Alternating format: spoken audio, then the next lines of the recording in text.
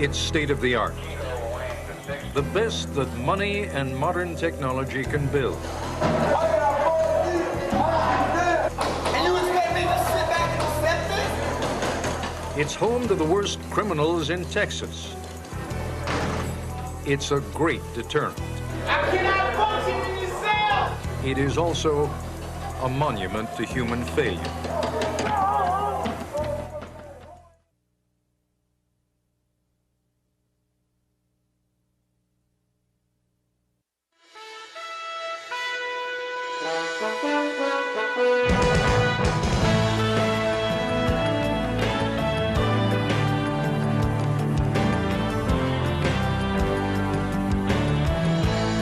Cell Block C of the Estelle High Security Unit of the Texas Department of Criminal Justice. Listen.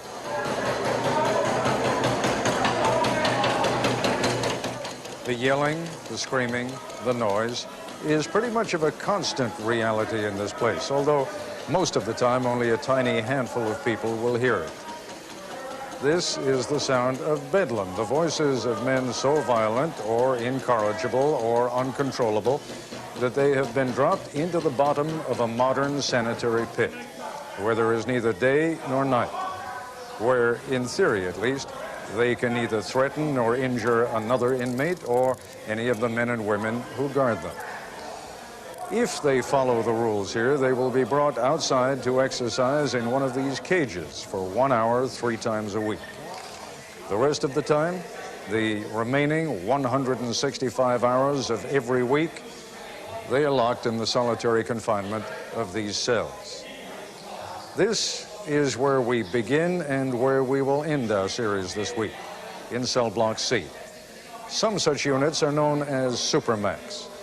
Here, it's known as SEG, or ADSEG, Administrative Segregation. This may not be exactly what all of us had in mind, but this is the logical outcome of what we said we wanted.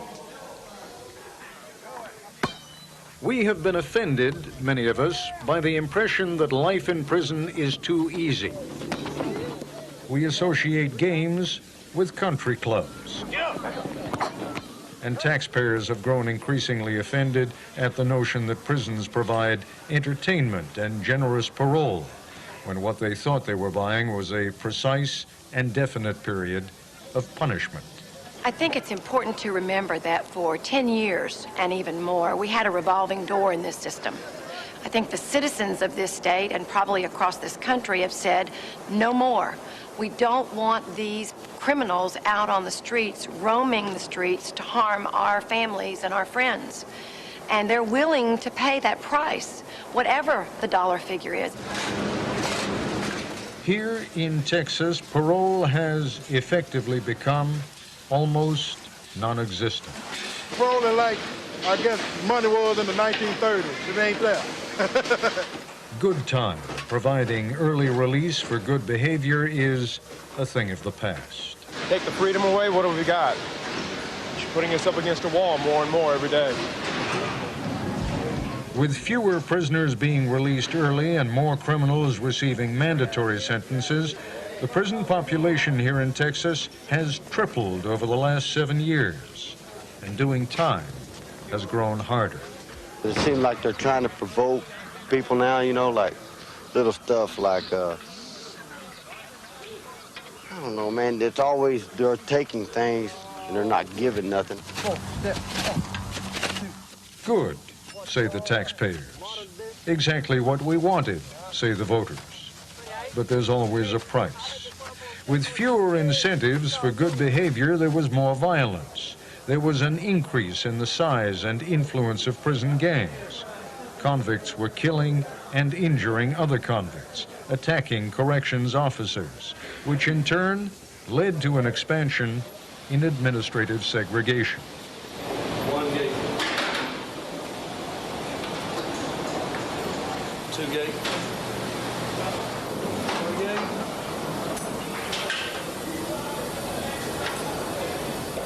The WIN unit is a maximum security unit.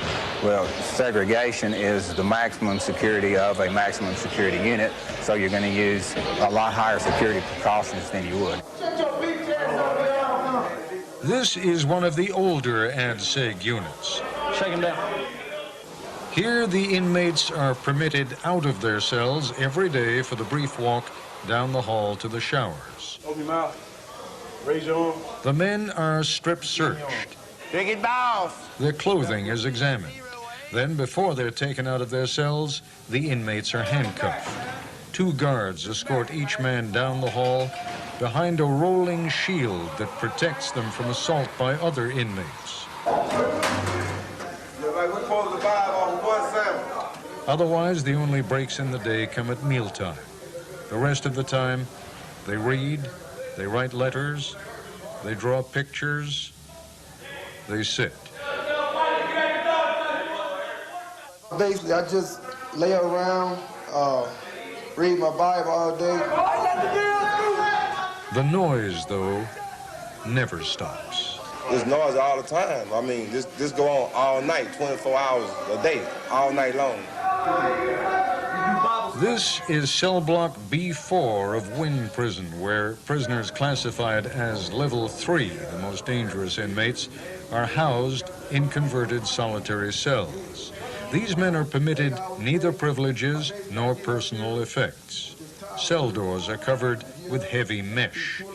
That keeps the inmates from throwing what they call correctional cocktails, a blend of feces and urine, at the guards. When we ask, was the last time he was outside? I'm not actually, as far as dates, I'm not sure. I have to rely on lighting as far as day and night, and I'm not sure of days. It's been numerous days, I would say weeks, maybe even a couple of months. But now we're supposed to be functional, individual, ready for release into society. Might be somebody's next door neighbor, but this is how you get treated. But they want you to act civilized in a cage, half hungry. But has it worked? If the goal was to cut down on violence, it has. In the mid-'80s, there was 1 murder for every 1,000 inmates. Last year, it was 1 in 15,000. ADSEG at Wynn Prison is tough.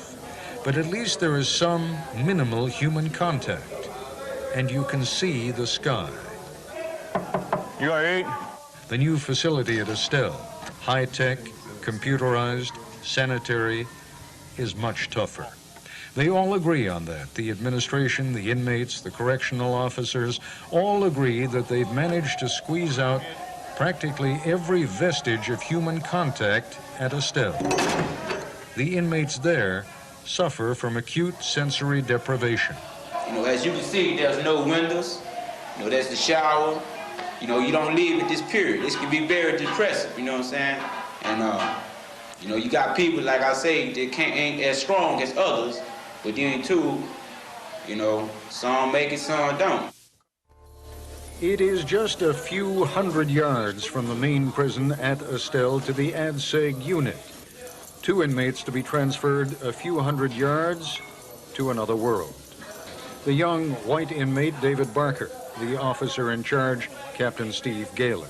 Put your hands up, put your mouth, flip, turn around. Turn around, lift your left foot, right foot, bend over, spread your cheeks. Everything went SOP, standard operating procedures. I've known him quite some time through his incarceration. Barker is going to ADSEG for assaulting a guard, but assaulting a guard can be as simple as a verbal threat. He's a very passive individual. He's also a manipulator by bad behavior. He might stand his own for a while until he decided to go the easy way out and maybe do a staff assault and get locked up. Every time we leave, they strip us to make sure we don't got nothing. I'm used to it now. It happens every time we come out. Got to get used to it. The second prisoner awaiting transfer, Willie Madlock. Mr. Madlock, you're going over to administrative segregation, is that correct? Right. Have you been over there before? No. You know what it's like? No. No. Do you have any idea? No. Everything was going fantastic. Just standard operating procedures. He got out of all his clothes, And then he was told to turn around and bend over and spread his cheeks, which he turned around, bent over, and didn't spread his cheeks. Give me a direct order now, like bend over and spread your cheeks. He's refusing the strip search. And I said, here we go. Let's redo it and do it the right way. I'll go get the OC and we'll get it right. So you're gonna deal with it now, or if I go get the OC? All I'm saying, man. All I'm saying is you're gonna do it, or I'm going to get the OC pepper spray, and we'll properly strip search it in. So you need to go ahead and drop your drawers and do what the officer tells you to do. What is it gonna be? See me, look. What is it gonna be? Ever since I've been here, man, y'all been abusing us, man, ever since we doggone been here. Go ahead and get the OC. He's refusing to proper strip search, so. I'm not trying to cause no trouble, man. Just that they be going beyond the call of duty, trying to doggone abuse us, make us look like we animals, dogs, something. Man, we human too. I'll tell you what, this is your opportunity to talk and give your story on TV, and you're fixing to lose it because you don't want to do a proper strip search. Then get out of your drawers. Let's go with it. Are you going to do it or not? Boss, get up here and do your strip search. I told him, Mike Willie, that he had an opportunity to tell his story. And I told him he has this last chance, which he doesn't normally have. And he took it. Put your hands. Pull behind your ears. Lift your testicles. Put your arms and hands up. Turn around. Show me, pull your feet, shoes off. Show them the bottom of your left foot and your right foot. Bend over and spread your cheeks. Okay, put your shorts on. Let's get dressed and get on over there. I feel like that it was unnecessary, that it was done for the main purpose to degrade. They normally don't do it. They do it as as a form of punishment. The trip to the new high-security ad-seg unit at Estella Prison takes just a few moments. You don't have no view of the outside, and you have very few contact with other people and stuff. How old are you? 21. What are you in for? Murder. What did you murder? Next door neighbor. Why? Dope. Willie Medlock is serving 25 years on a burglary conviction.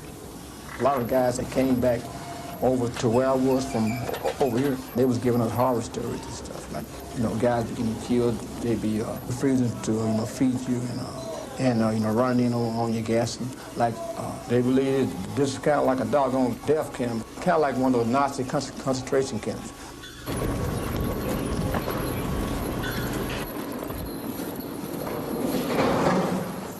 David Barker bears the scars of an earlier suicide attempt. Major William De La Rosa, who runs the ad-seg unit, must assess and classify the new inmates. My mind tells me that I see a passive, vulnerable inmate. He's bent over, kind of clinging on to himself, and he steps up to me and hardly says anything. I see that David's trying to get away, run away from something, and I don't see no disciplinary problem. And you've been a chronic rule violator, so for your initial third-day period over here, I'm going to remain you a level 2 inmate.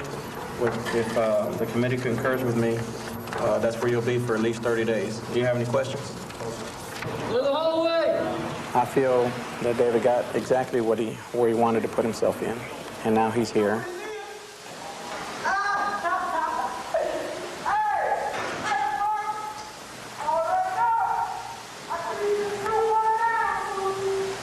Open 116, 116.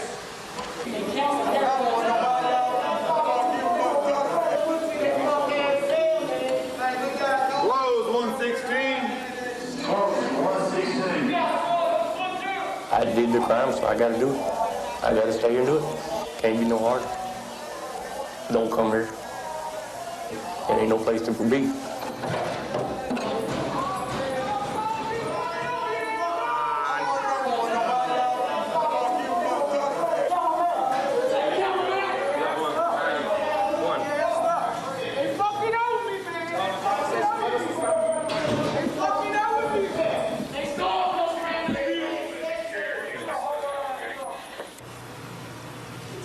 Willie, when he came in, of course, I've already been informed that and prepared that he was giving them problems in the main building, and in this case, it was a strip search.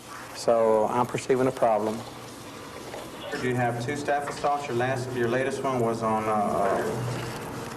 7/10 of 97, which was striking an officer. I'm going to remain you a level 3, starting off here, and the next 30 days we'll reevaluate you again.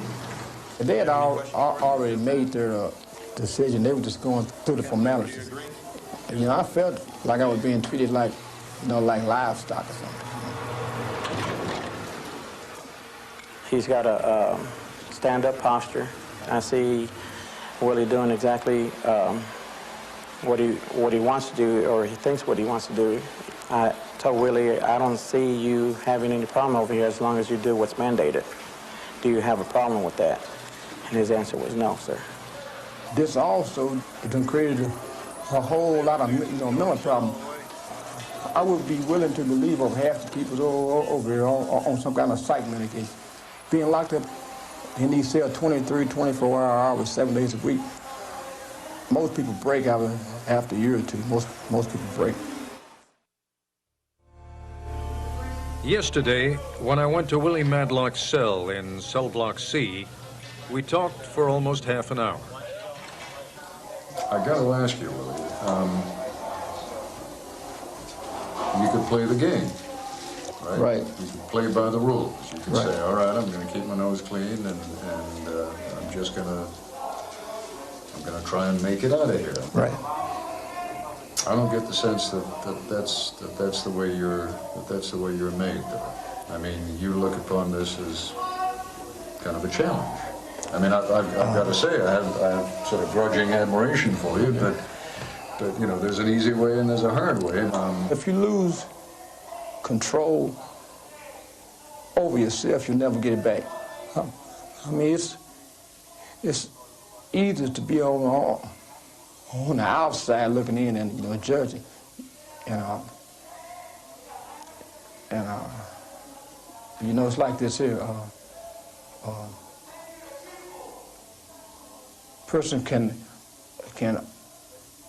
only submit so much, man. You know, before he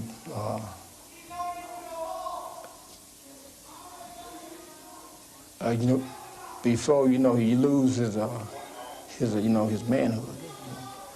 You know, that's the way I see it. I've asked you a lot of questions. Anything you want to say? Yeah, Ted, all we want, man, is for, you know, whatever reason you all is giving this story. We hope it be a two-sided story, tell both sides of it. See, most people out there in America, they could care less about us, right? They feel like, lock them up, make them do as much time, make it as, hard as possible. But it's also another, side, to it too, is that person, peoples still need to be treated, human, man. Even though we are here rightfully, because you can't send us back out there, into the world, all, angry, without no hope, man. All that's going to do is cause more and more problems. There is another side to the story. There is always another side to the story.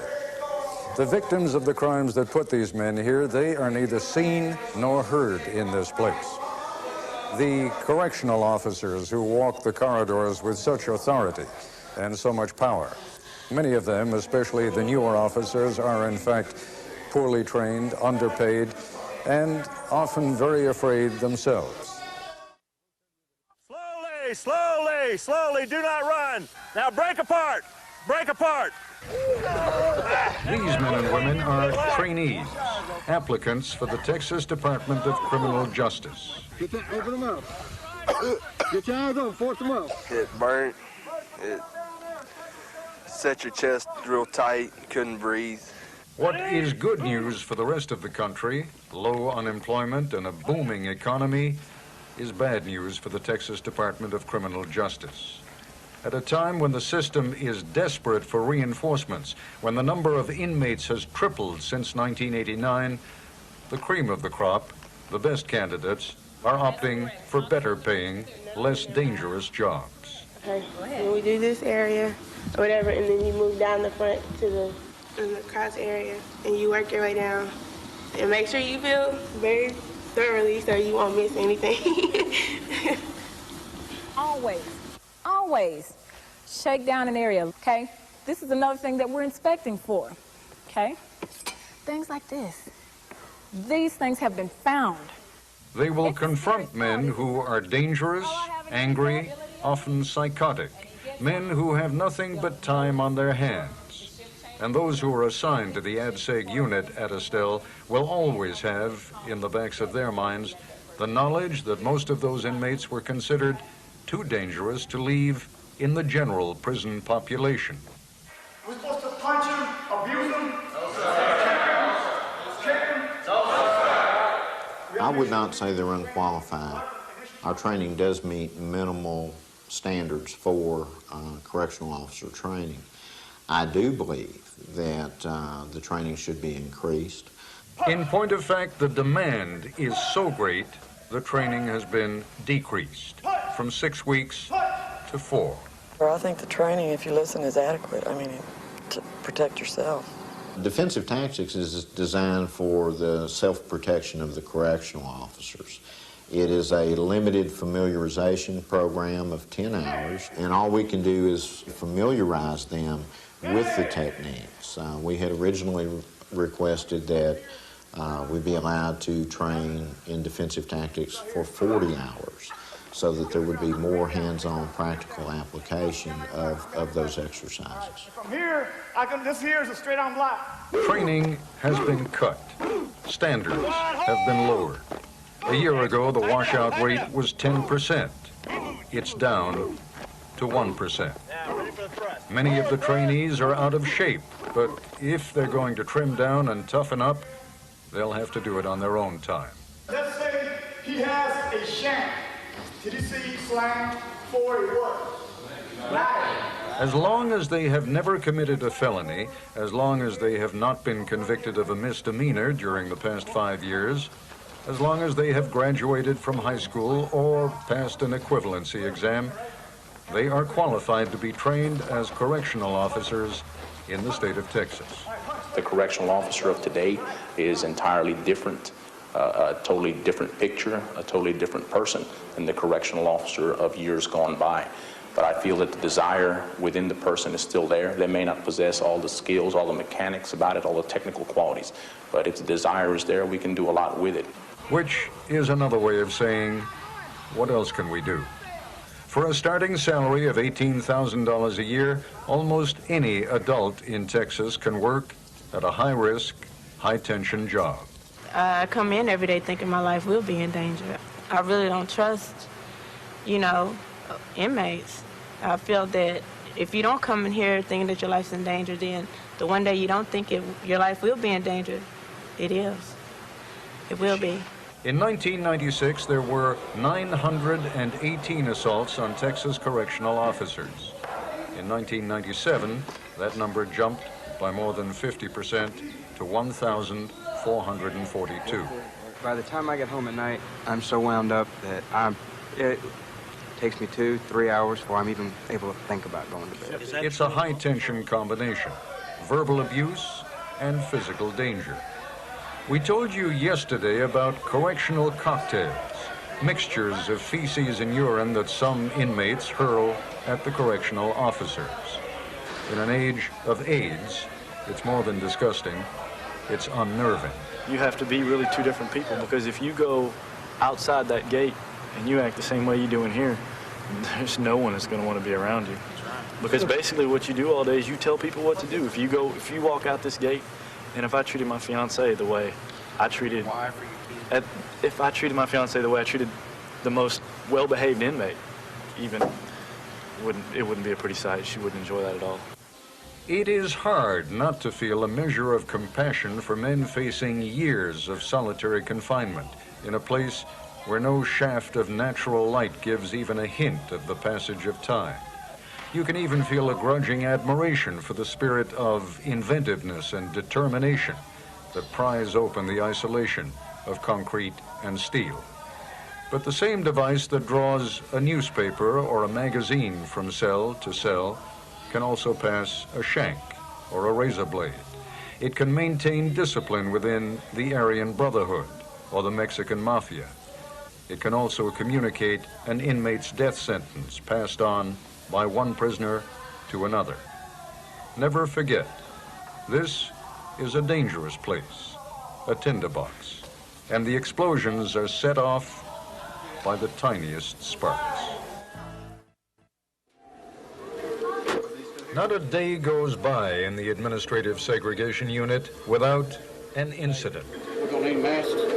Little incidents usually, trivial incidents. Need medical clearance to use chemical agents on inmate Andy.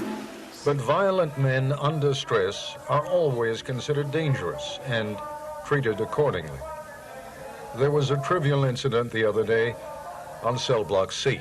Right now, as the situation was explained to me, the inmate refused to relinquish hand restraints, and he's out of one brace. He has the other brace still on his wrist, his other arm, and of course, you know, they're made out of metal, and that potentially could be a serious weapon. Major William De La Rosa is the senior officer at the Estelle High Security Unit. Right now, the officers are setting up a 5-man team, and we're going to have a Lieutenant Henry supervising the whole incident. He's going to go up to the inmate's cell. He's going to warn them of the consequences. He's going to tell them to submit to a strip search and to hand restraints. If the inmate fails to do that, chemical agents will be used. Kevin Vaselka will be the first officer to enter the cell. During the day at the office. You'll go in and you'll... Do physical after the use of force. After the use of force. Will you have a gas mask on? If they use gas. Keys, Bridges, Wilkerson, Cox. The third man in line, Officer Rayford Bridges, is the team leader. When we're getting suited up to go in, I just want to lead the same way I came. I don't want nobody that has to go into the cell with me coming out getting injured. Well, usually dealing with that inmate before, usually it just takes the gas with him. But every now and then he'll fight off the gas and want us to come in after him. You got to be on your toes all the time. You just basically concentrate on what you're doing whenever you're in front of that cell door. Officer Kimberly Driscoll is recording everything that happens on videotape. The inmate, he was just acting abnormal. It's nothing new with that inmate. He just wanted attention. This time inmate is complying with orders. We went to the cell, and the inmate, he complied to orders to have the hand restraints secured, so I secured the hand restraints.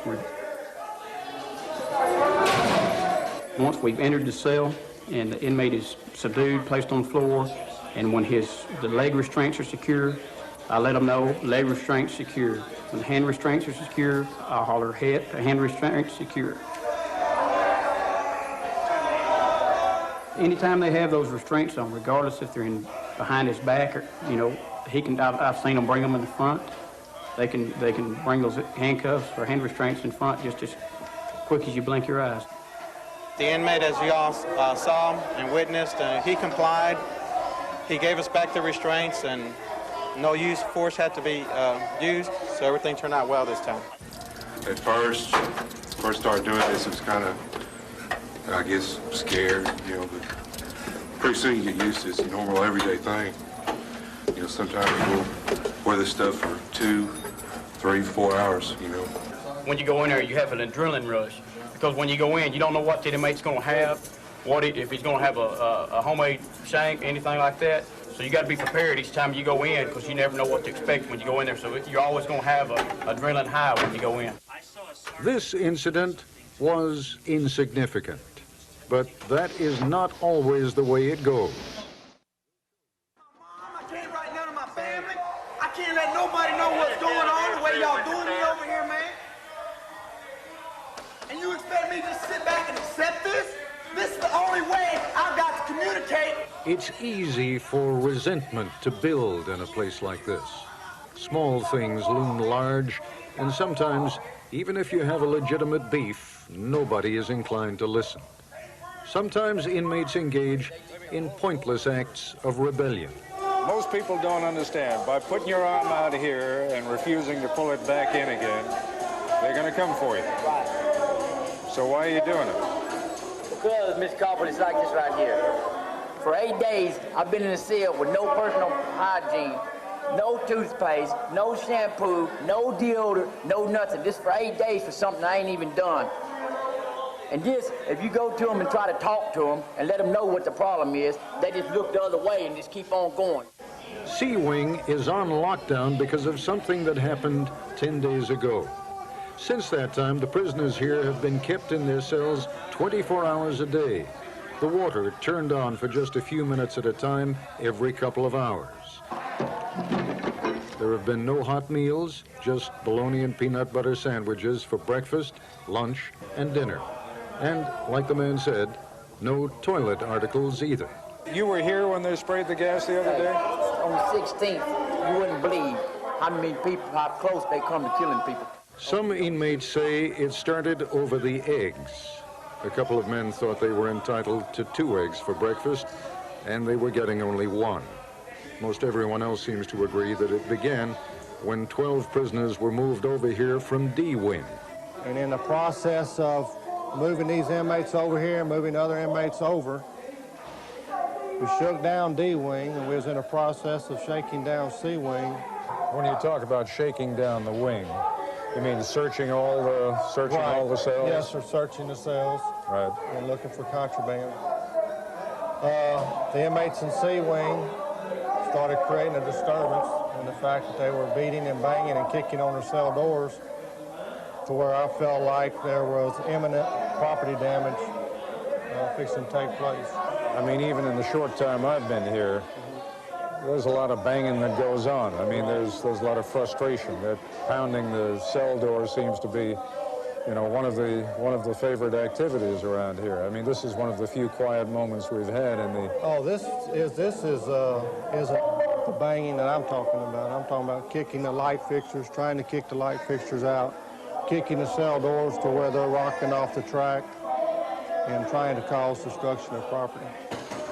Not everybody on the wing was beating and banging on the door. It was nothing out of hand. At the most, it was 8 or 10 people beating and banging. Just about 3, maybe 4 people at the most. In this situation, the warden had violated a procedure denying the prisoners an opportunity to have their property inventory in their presence. The prisoners protested. These are all level 3 prisoners who are permitted very few privileges and very little personal property. So the ones who were moved here from D Wing wanted to be sure that all their possessions had been brought over. At a time like that, do you even try to walk along the cell block and ask them or tell them to be quiet? Yes, sir. You got to give the order to cease the behavior, and the behavior seemed to intensify. They told no one to stop beating and banging. I pulled the staff out off the wing. I notified my warden and explained the situation that was going on. He authorized me to use chemical agents. As I come to my dooring area, I see approximately 6 cans of chemical agents lying on the 1 row level down there. All of a sudden, I hear this sound like a bomb or something is about to go off. It's a grenade, and when you throw it, it'll break into 3 different sections, and it'll administer 94 grams of gas. I just see a cloud of fire, a cloud of smoke shooting into the air, dispersing chemical agent smoke, which is rising as gases rise in the air. Tear gas, it was strong. If there had been any individual over here with heart troubles, or asthmatic individual, there is no doubt in my mind there would have been a death. Now that's tear gas. I wouldn't say tear gas. It's a eye irritant. Wouldn't call it tear gas in the form like the tear gas. Although, if you're around that smoke, yes, sir, it irritates the eyes. Irritates the eyes. Right. It causes your eyes to tear up. It causes the mucus in your nose to start dripping out. Yes. Irritates the skin. Right. After that, we were stripped butt naked, handcuffed and shackled, and took to the recreational area and laid on the concrete. We went along after the grenades went off, and we entered the wing. We started on one row, even side, on the end down here, and we started pulling inmates out. And while the officers were pulling inmates out, I walked the wing to make sure everybody was all right. There were some inmates that it didn't have that big effect on. They told me they was all right and they didn't need to go out. The reason why I didn't let them take me out is because I had my property in the cell, and they were confiscating property, or anybody that left out of the cell, they were taking all of the property. And if I would have exited my cell, they would have confiscated everything that I would have had. I would have came back in my cell naked. Open your mouth, run your fingers through your hair, lift them. So that's why for the past 10 days, C Wing has been on lockdown. And why this man, whom you met at the beginning of the segment, refusing to pull his arm back through the food slot of his cell door, was protesting. He had nothing to do, he says, with the events that led to the gassing. But in administrative segregation, everything you do has consequences. Negotiation is not a part of the system here. You do what you're told, when you're told. This inmate, when they searched his cell, they found a single-edged razor blade and a fishing line. That, too, will have consequences. The state of Texas plans to spend hundreds of millions of dollars building new, specially designed high-security facilities, like this one adjoining the Estelle prison near Huntsville, built to house the most dangerous and violent offenders. More than half the inmates at this prison within a prison are here because they are believed to be members of murderous prison gangs. It wasn't always like this. Prison gangs used to be segregated from the general population, but they were allowed to exercise together. This incident in 1985, captured on videotape by outnumbered guards, shows members of the Aryan Brotherhood gang turning on one of their own, stabbing him to death. Now, these gangs are isolated, cut off from nearly all contact with each other, and gang violence is down. In here, you're a lot more enclosed. If you're not careful, you can go crazy.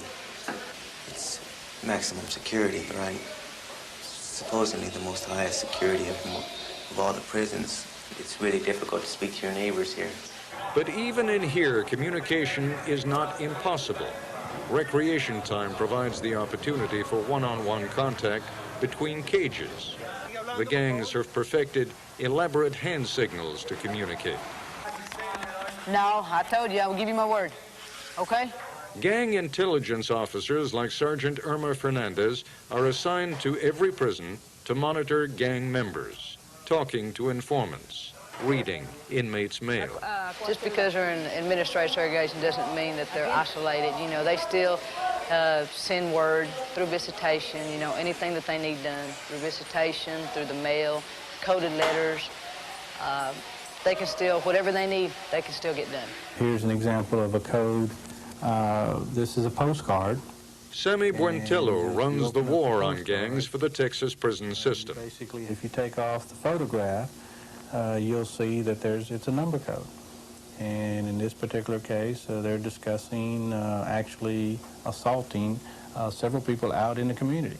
And so this not only affects us, it affects the community at large.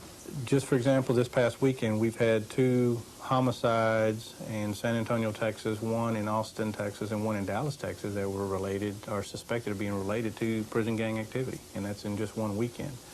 It's getting harder and harder to identify gang members as the prison authorities crack down on them. Tattoos with gang markings are increasingly camouflaged. In this particular case, you see a camouflage Aryan Brotherhood. Now, if you look close underneath the eyes, you can see the A and the B.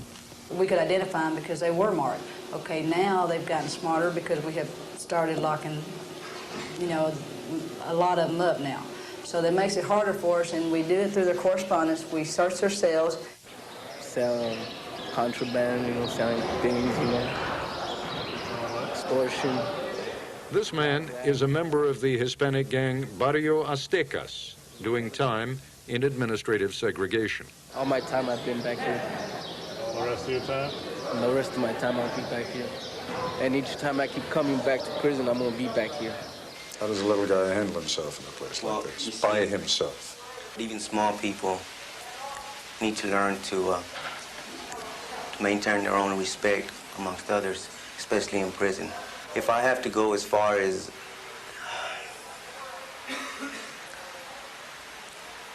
using some kind of weapon to defend myself, or if I have to go as far as putting myself on the line to maintain my respect, then that's what I'm gonna do. This is a place where they test you, though, isn't it? Yes. I'm gonna do whatever it takes to survive while I'm in this place. The reason I joined was because while you're in here, you know, you're not gonna be able to do your time by yourself. Physically, you could do your time. I could do my time physically. Mentally is what you need support in, not only with your family, but with other people. What we're about is it's brothers. We're brothers, which is we help each other out financially, mentally, you know, physically. If someone wanted to opt out, if someone said, I've had enough, I don't want to be a part of the gang, I want to leave, you can't just resign your membership. No, sir, you cannot. Blood in, blood out. That's what this is all about. I really can't go into it, you know, the details. But, no, you can't just say my membership has expired and I'm just gonna walk away. It doesn't work like that. And if you tried to do that, well, there are consequences. There's consequences for everything. Unfortunately, the consequences on my situation, well, they're pretty bad. I'll just put it to you like that. You ever thought about quitting the gang? No. Why? Because there's a lot of consequences. The consequences is death. I don't want to die. Discipline is the hallmark of the prison gangs, but what terrorizes their enemies also keeps their own membership in line. At this cell block, where members of the Mexican Mafia are held in administrative segregation, this is the quietest, best-behaved unit in the prison. K Block, a still prison high-security unit. There is no angry yelling or banging on doors here. This is home to the Mexican Emmy, the Mexican Mafia. With more than 1,500 members in Texas prisons alone, they are considered the largest prison gang in the country and one of the most violent, specializing in drug dealing and contract assassinations. I talked with members of the gang in their cells on K Block. This is the most well-behaved cell block on the unit. And the main reason is that we discipline ourselves. We try to emphasize to all our members to have respect for the officers, because that'll minimize problems for us and for them. We just want to do our time. Joe Saldivar is a member of the gang who has been in administrative segregation for 16 years. Now, you're in here, those of you who are members of the Mexican Emmy. are in here not because you have assaulted a guard or not necessarily because of any violence while you were in prison population, but simply because you are members of a prison gang. Anybody who was known or suspected of being a gang member was segregated. But for the last 4 or 5 years, all our leaders have been engaged in is nothing more than establishing peaceful relations with everybody in prison. But the fact of the matter is, you men are a family. You are not only loyal to one another because you want to be, there are times when you are loyal to one another because the consequences of disloyalty, I mean, I've read your Constitution, the consequences of disloyalty are death. Theoretically, I'd be a dead man. They're supposed to be dead men, but there's cell blocks full of exes, not only from our family, but from other families. And it's practically impossible to carry out a murder the way you contemplate. Yeah, so maybe one day I'll be out on the street again. I mean, people, well, maybe people have long memories, right? That's happening. I can't deny that. You've been in here how many years? About 17 years. 17 years in prison. How many years in ADSEG? About 16. Explain to me, I mean, you're a very eloquent and apparently a well-read man. Explain to me how a man survives that and keeps his sanity, as you clearly have. Well, I just keep my mind occupied on whatever. I paint, I draw, I write, I read, and I exercise, and I keep active. I'm 55 years old, and I try to keep in shape. Are you in for life? I've got a life sentence, and I'm trying to make parole. Nobody seems to make parole these days. No, there's no more parole in Texas. And I don't know, I guess I'm stuck in here. Yeah, I've run into several men like you here, Joe, who are clearly very intelligent men, who have the self-discipline to teach themselves something that on the outside you would have had to go to law school to learn. And I guess the sad question is, why the hell didn't you do it when you were on the outside and when you had the chance to do it? I guess if we had that answer, we wouldn't be here. I don't understand it myself. I don't know it. I mean, just think, if you'd gone to law school, you could be on the outside helping get other young men out of here, right? Yes, sir. One young man on cell block K who may see the outside of prison before growing old is Speedy Garza, up for a parole hearing in June and general release in the year 2001. Your family was here a few days ago to visit you. Yes. Does that make it easier or harder when you've seen the family? Well, it's really hard. I can't show that I'm afraid or that I'm scared or that I missed them or that I'm tired of being in this place. I can't show very many emotions at that time. I have to try and be strong so that they can be strong. So I try my best to keep a smile on my face and make them think that, well, everything is okay. While Speedy Garza meets with his family, nearby, a mother meets with her son. He has joined the Ku Klux Klan since coming to prison. All you gotta do, go to the FBI and they'll show who's the ones killing the people, raping the babies out there, selling the crack cocaine on the streets, robbery, carjacking. They sure ain't the white people. Travis Poole is doing 20 years for 2 counts of burglary. He is 27 years old, an avowed racist, and a proud member of the KKK.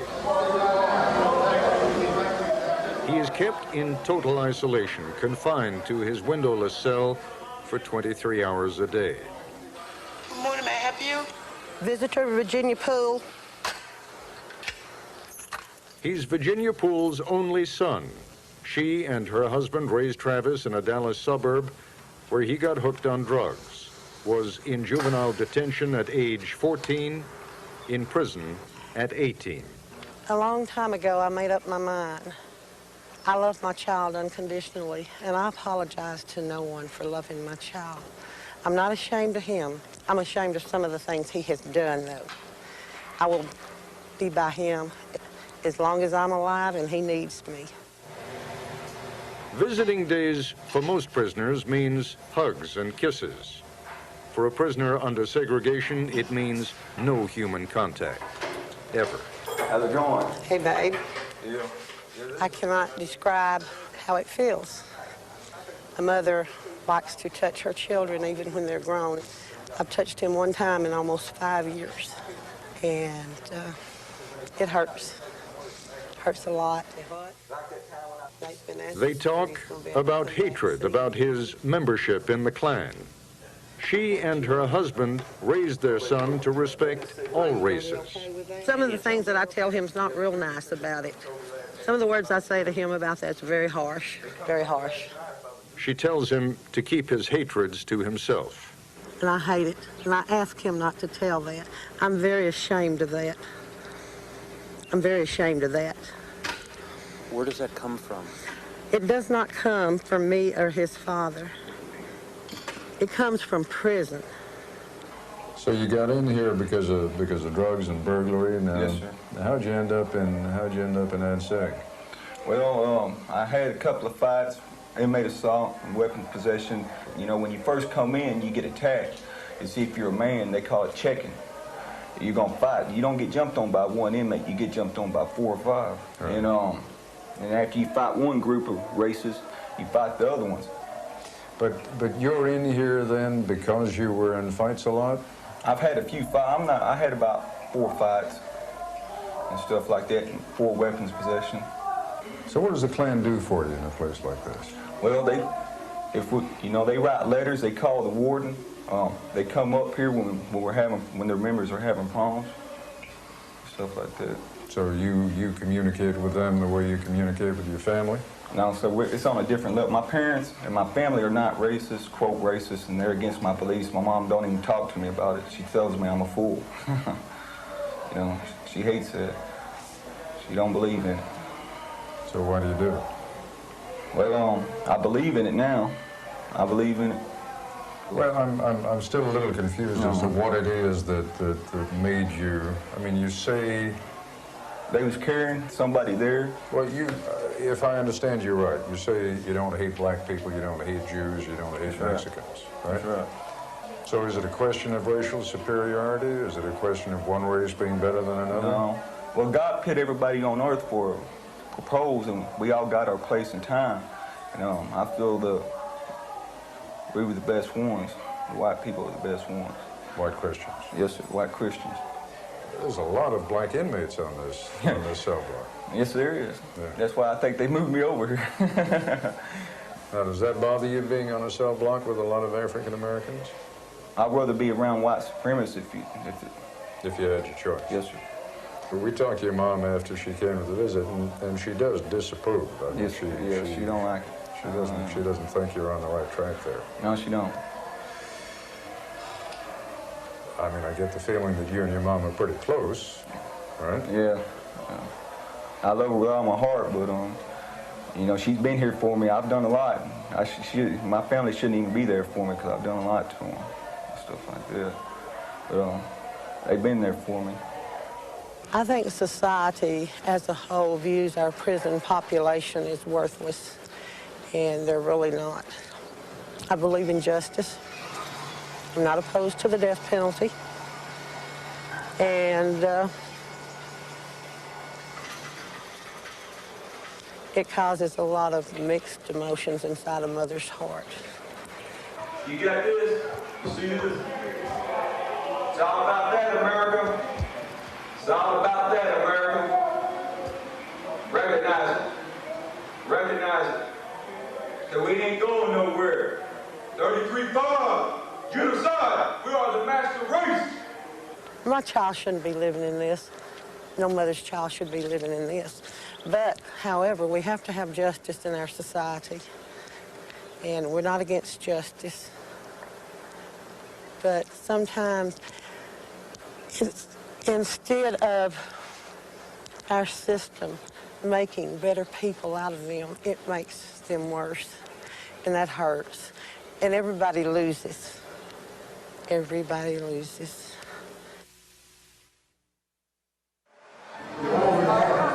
These administrative segregation units, in some states they're called supermax prisons, are clean, high-tech, state-of-the-art, and very, very tough to take. When I got here in this prison, it's nothing like the other prisons. Speedy Garza is in prison on 2 counts of burglary.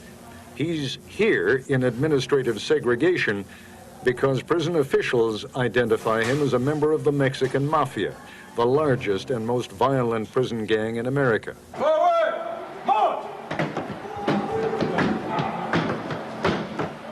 Supermax units were designed in the first place because prison gangs were quite literally at war with one another. Prison officials couldn't contain the violence. So now, if you're identified as a prison gang member, you're automatically assigned to one of these ADSEG units. These places are about behavior modification, and sensory deprivation is part of the plan. Harvard psychiatrist Dr. Stuart Gracian has studied the effects of solitary confinement on prisoners around the country. They start seeing the walls of their cells moving in and out, lights getting brighter and duller. They start seeing spots, and then the spots become meaningful stimulation, hallucinations. So over time, people lose their capacity to know what's going on inside of their heads and what's going on outside. When I got here, I realized there's no windows, there aren't anything. It's a lot more difficult. It was a lot different from what I was used to. They become increasingly anxious, paranoid, and overtly confused, delirious, and psychotic. If you're not careful, you can go crazy.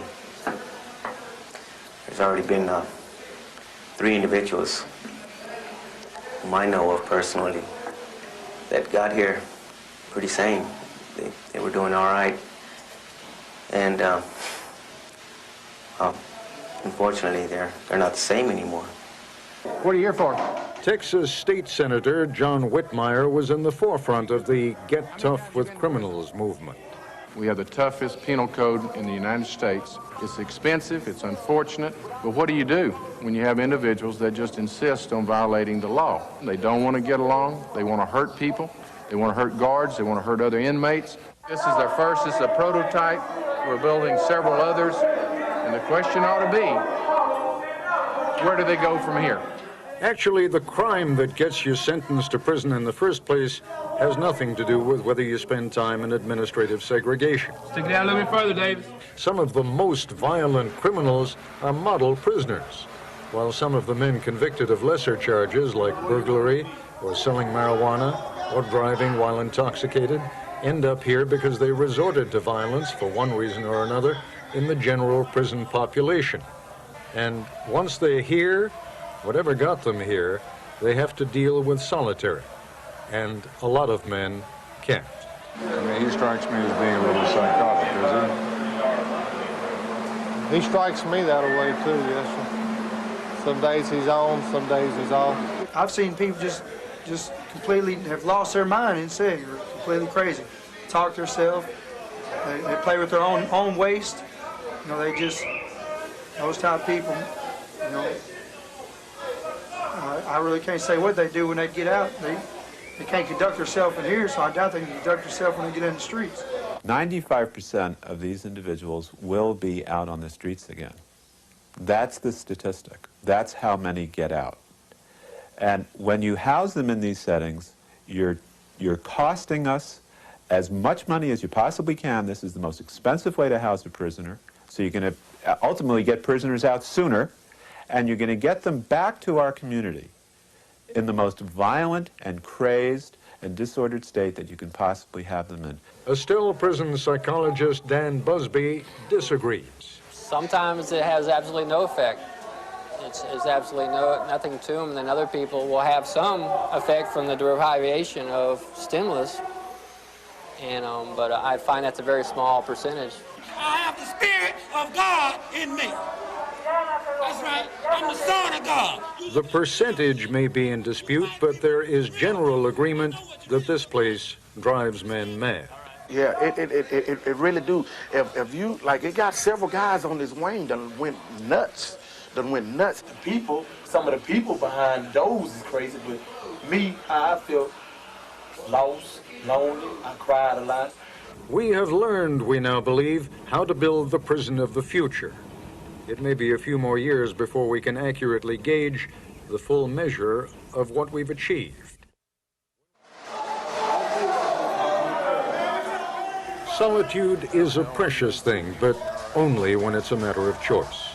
In this place, you're left with very few choices. Here, solitude is the constant reality that governs your life and tests your endurance. Your cell is a little more than 7 feet wide, and if you include the width of your bunk, it's about 11 feet long. We installed 2 tiny wide-angle cameras in the cell, and I brought in a high-8 camera that would permit me to keep sort of a video diary. You can't expect to reproduce the desperation that must come with knowing that you're going to be locked in a cell like this for the indefinite future, but the hope was that if I spent 12 or 14 hours here, I might gain a useful insight or two. I was put on C Wing. This is the cell block they gassed a couple of weeks back. Almost all the inmates here are level 3, which is to say they have very few privileges to begin with. Since the incident that provoked the gassing, they have no privileges. The entire cell block is on lockdown. Hard to know where to begin. The noise, I suppose, that's the first thing. They locked me in here about 8:30, and about 8:40 the banging started. One of the inmates, a few cells down, just banging on his door, banging on his door. The microphones on these high-8 cameras are not too good. The steel and concrete makes the cells kind of echoey to begin with, and the noise, even without the banging, rarely lets up. It's now 5 to 10, and the lights out shortly. Since that time, just a lot of yelling. Some of it, I'm sure, is yelling back and forth, cell to cell, people communicating with one another, but a lot of it is just yelling, just people giving vent to their frustration, their anger, their madness, whatever it happens to be. Normally, if that's ever an appropriate word in this place, normally meals must be an important break in the monotony. Since the lockdown went into effect, they're part of it. Had my first Johnny, my first sandwich, peanut butter and jelly. Not the best peanut butter, not the best jelly, not that worse. Still, the notion of having peanut butter and jelly 3 times a day, they've had it now for 10 days. They've been on lockdown since the 16th. I can see how it'll get old real fast. The theory of behavior modification in this place is as simple as it gets. Good behavior is rewarded, bad behavior is always punished. Food is an instrument of reward or punishment. The knowledge that people can walk by this cell if they're so inclined, if for one reason or another they want to punish the person in here and forget about breakfast or forget about lunch, or maybe forget about all 3 meals in a day. Water is normally turned on to the in-cell showers for 20 to 30 minutes a day. It can also be turned off. If a family member puts money into a prisoner's account, he can buy a few items from the commissary, even a radio with a headset. But radios are a privilege not available to prisoners on level 3, so there are no radios in this wing. The noise is bad. I don't know if you can hear it, but there's just a lot of shit. And I guess the ear adjusts to that kind of thing over a period of time, but for the most part, I can't understand what anybody's saying. For the most part, it seems like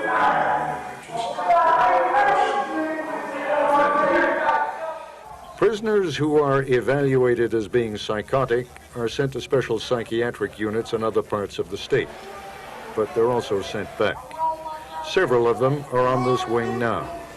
It's a close call, and it's hard to see how this place will do anything but drive them over the line again. I thought the nights would be the bad part here. I don't think that anymore. I've been here long enough, at least, to know that No matter what the noise is out there, you can sleep. And as long as you're sleeping, the hours pass fairly quickly.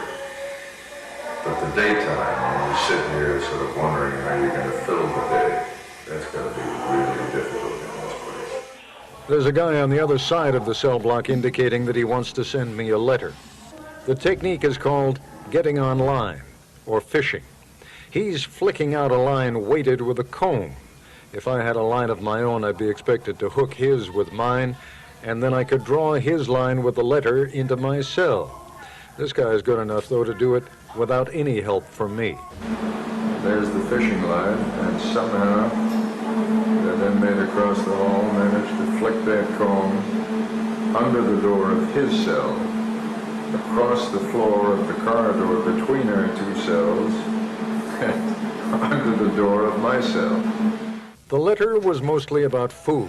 Says he's not getting enough, that he weighed 138 pounds at the beginning of January and is now down to 122. Nobody promised us a rose garden, he writes. On the same token, someone did promise us the rights of being human. He gets the letter to me just about the time my brief stay in ADSEG is over. He's happy, though, believing that I will get the news out to you. But if he thinks that most Americans will care, he has probably misread the public mood. It doesn't matter whether an inmate is a murderer or the writer of bad checks. Here in Texas, generally all inmates begin their sentences in the general population. But it is behavior that determines whether an inmate stays there, or whether he must be segregated here in this prison within a prison. I sat down with the warden here at the Estelle unit and with the director of the Texas Department of Criminal Justice, Wayne Scott. Psychologically, boy, you talk about deprivation. You don't see daylight. You have the freedom of your cell, and then, as you say, maybe once a week, maybe 2 or 3 times a week, you get to spend an hour doing chin-ups or push-ups or shooting a few hoops.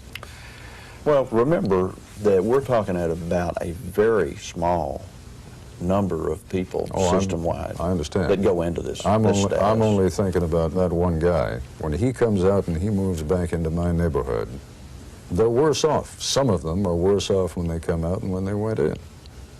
Well, I won't debate that issue with you. I will tell you again that our release mechanisms allow us to put those people under super intensive supervision for that reason.